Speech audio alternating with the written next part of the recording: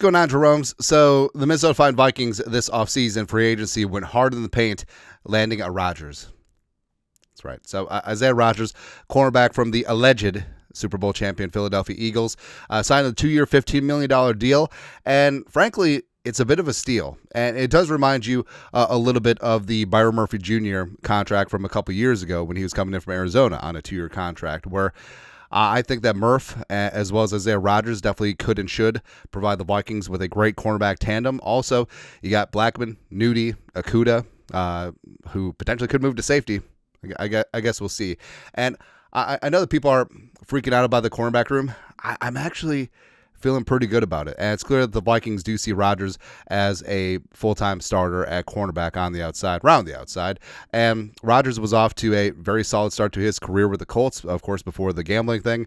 And the Eagles, I mean, he was a huge part in that secondary and carved out a nice role, even with Cooper DeJean and Quinton Mitchell being added to that secondary. So what Rodgers brings is a lot of great things. He brings that speed, and also he's an adept ball hawk, plays downhill, super aggressive, and that fits in with the Vikings motif in terms of the cornerback position. So it's good. Also, close the door on Gilly.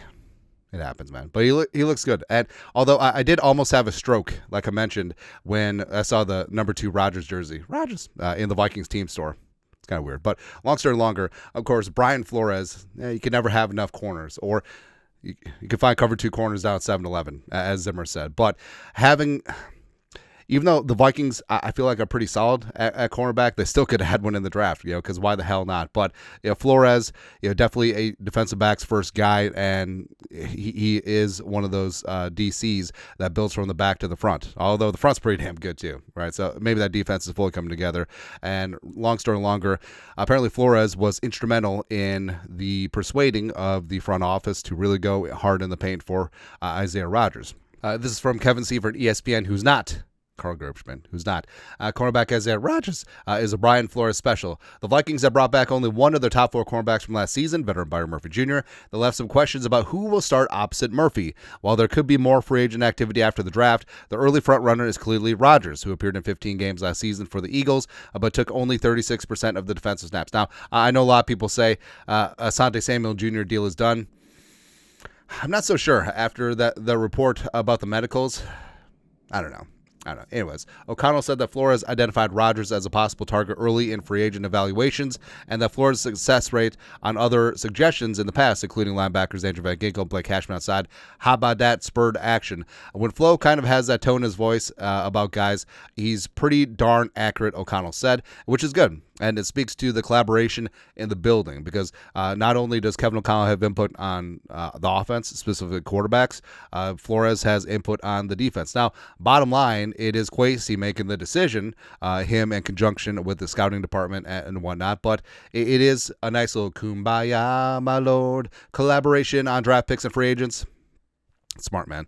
O'Connell hasn't awarded Rodgers a starting job quite yet, but he sees Rodgers as an every down impact guy who may also have bandwidth in the return game. So there's a lot of things going on with Rodgers, and I'm glad that Flores stepped in, because also you take a look back at Flores' draft